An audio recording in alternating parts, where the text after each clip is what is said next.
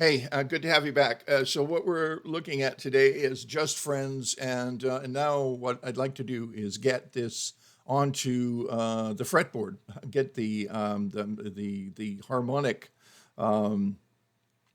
signature. Let's call it that. The harmonic signature of just friends down on the fretboard, so it sort of starts to make sense to us, right? Now, the best way to do that is to do what we call a harmonic map, a basic, simple harmonic map that you can play through, not like an incredibly in-depth analysis of the tune. Although there's nothing wrong with that, and you should do that. But we're just going to try to keep it a little simpler, and I'll show you what I mean. So here we're on the first two measures of this tune here, and in those first two measures, we can clearly see we're in the key of C major. The G7 chord, the notes of G, B, D, and F are all in the key of C major. So that tells us, for the first two measures at least, we're really in the key of C major. So that's going to be our map. We're going to say this is in the key of C major, first two measures. Clearly, the next two measures, C minor 7 to F7, are not in the key of C major. We're going to say here it's a 2-5 in the key of B flat. All right. So now let's just take it that far. We're just going to take these first four measures, and what to do is take these first four measures and play them as if we don't have any backing tracks or anything, and we don't need them, and play the harmonic map as we just indicated. So we're in the key of C major. 1, 2, 3, 4.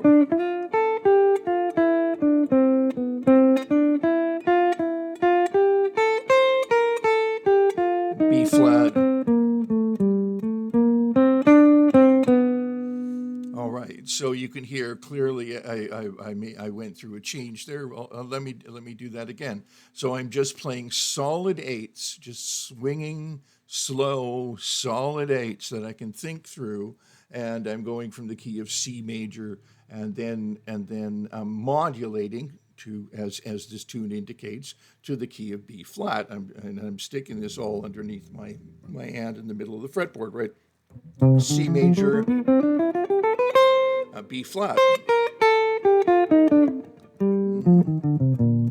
So in B flat, we know in B flat there are two flats, B flat and E flat, and in the key of C major we have no sharps or flats. So there's the difference that we're going to have between these two.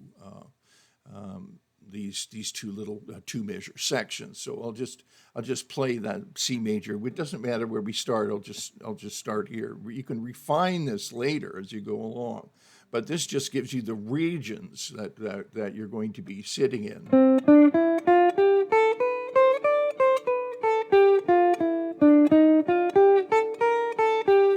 B flat,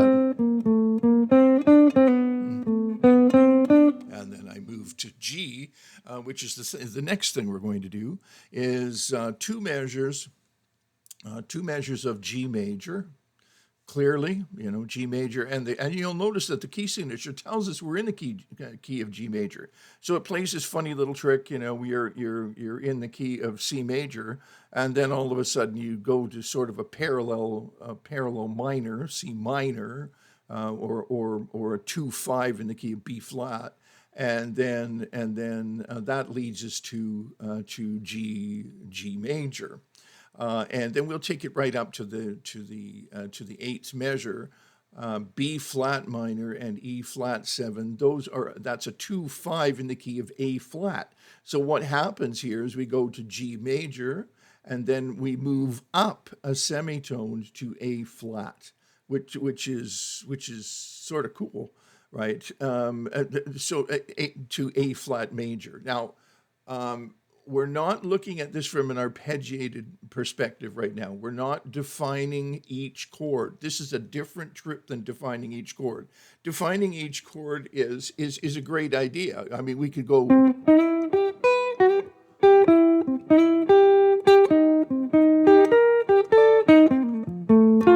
right? That you can hear that I'm more closely defining each one of these chords, which is sort of the next step.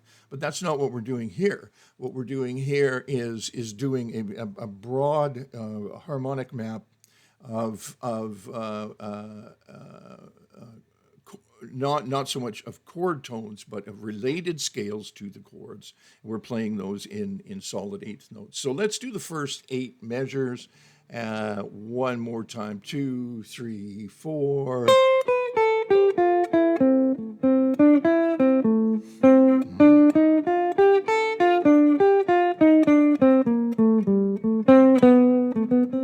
G.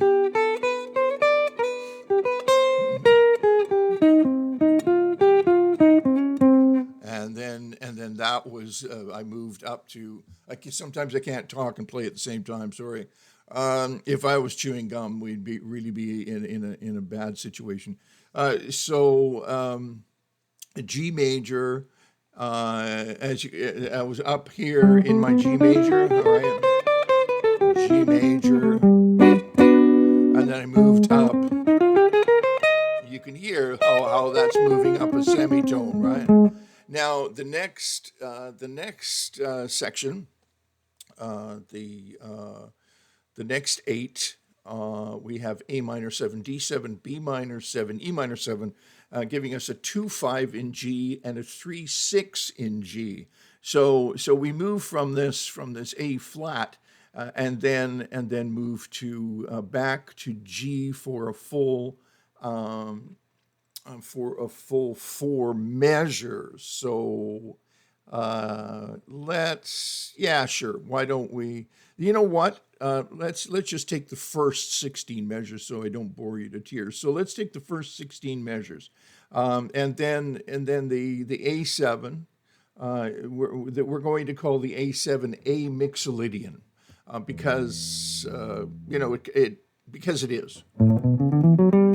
There's my tritone mixolydian is like a major scale with a flat 7. Right? You can hear that. Okay, so there's my A7, and then 2-5 A minor.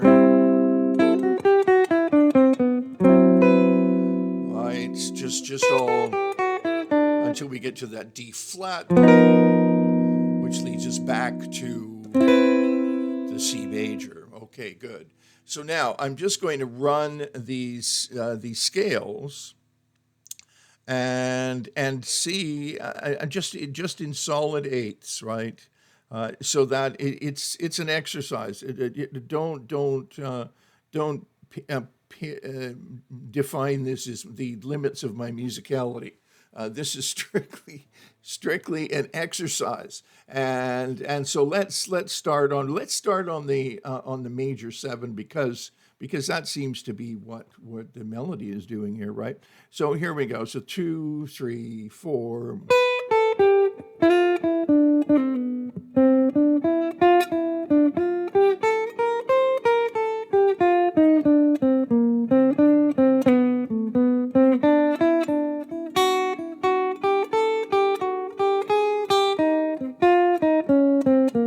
A flat, G,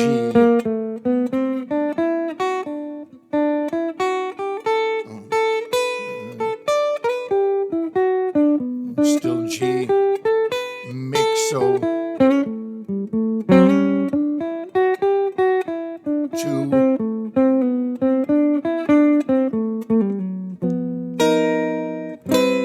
and there we go. All right, that was pretty close.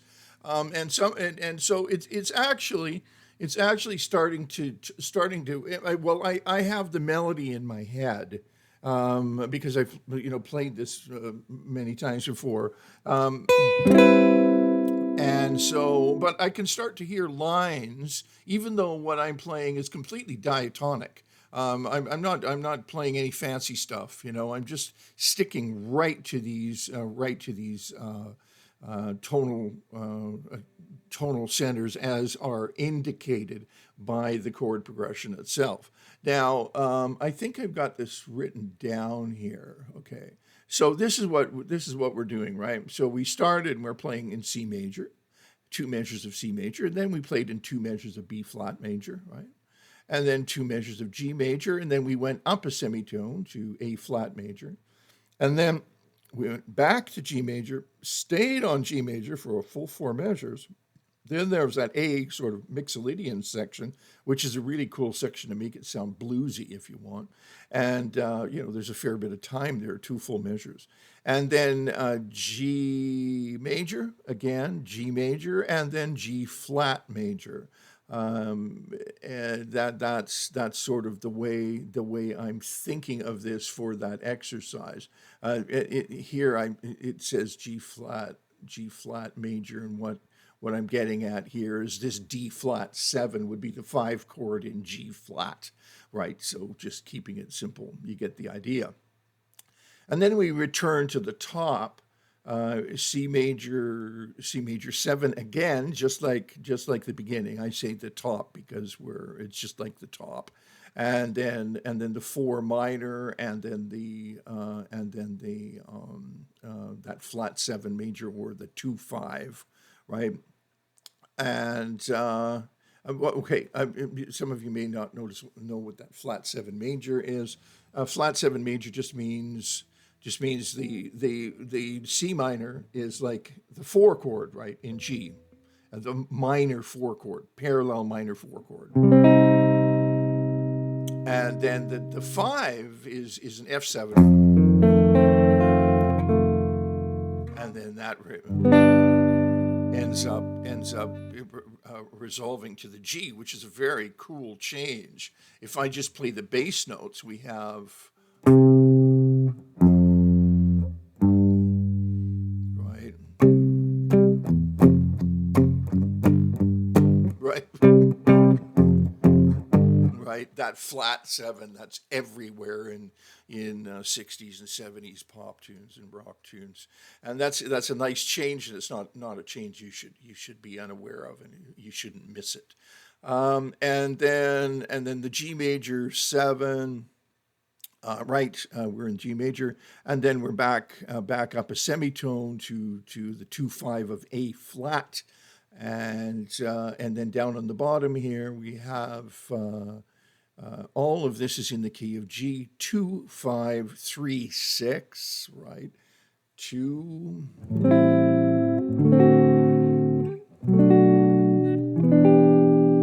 right, and that's all diatonic.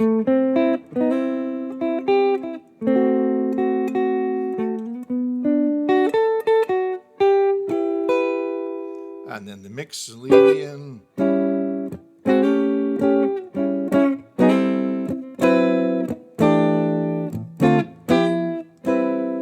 you get the idea. All right, so yeah, so when you're looking at this, these last, the penultimate of four measures here, it's all diatonic, and then we have that just one measure of the A,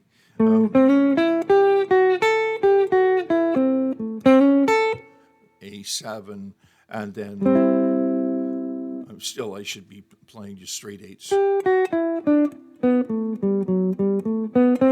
then just a little quick turnaround, and that turnaround is in the key of C major. Okay, so what does this mean to you? I'll tell you what it means to you. This is like gold standard practice. Gold standard practice, and in terms of leading you to begin to hear the underlying progression, the scales from which the chords have evolved, if you will, and and you can make these musical by listening hard to where the melody is going and where the shapes of the lines are going.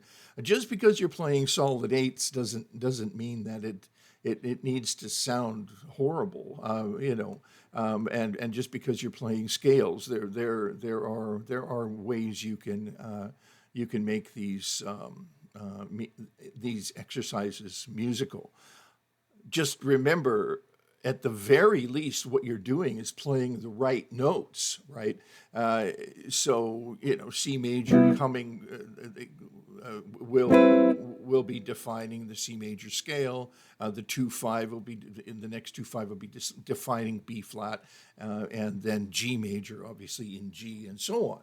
And so you should be very clearly, when you're playing an exercise like this, you should hear those harmonic changes within the single note lines that you're playing. You should always know exactly where you are, and it's a nice way to get started slowly in terms of improvising, because the next step, I would say, would be arpeggiating the chords, and I would venture to say that's going to be a little more difficult again, right? So harmonic mapping is a great way to get yourself started with some meat in harmonic improvisation. Okay, I think that's about it right there. Oh yeah, I was going to say that if you have a recording device, right, then why don't you put a backing track that wouldn't hurt for this kind of exercise? So you can just do it very simple, just one. Just get the time. This is when done perfectly.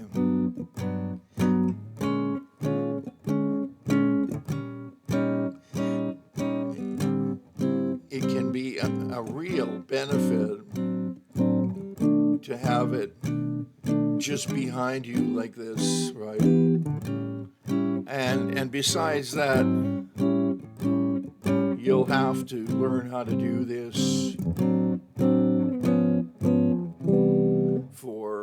for comping for other players, right? So I'm just playing in a straight four swing there, and just gently and lay it down with a metronome. Keep the stuff easy. Don't start getting all sorts of fancy gear and everything, and drum machines and 7 tracks. We don't need that. You just need you playing, and if you've got that available. If not, that's fine too. All right, so that's a little bit of a chat about building harmonic maps, and I hope that was a help to you. I should also say one more thing: get the chart right and write out the mapping over the chart. Just bracket out the keys, the scales over top of the chord changes, as I showed you here. But write it right into the body of the chart, right, over top of this. So here you'd have C, here you'd have B flat, here you'd have G, here you'd have A flat, right? Until you've got that memorized, because you don't want to be reading that ultimately. Ultimately, you want to have that memorized. You want to be able to recognize these things immediately. All right. Okay, so that's it. And if this was a help to you, please click like and or subscribe, which would be great. And if you have any questions, let us know. Comments, all of that stuff is very helpful for us to let us know if we're doing anything that's helpful to you. Okay, thanks for dropping by. And that was Just Friends Harmonic Mapping Analysis.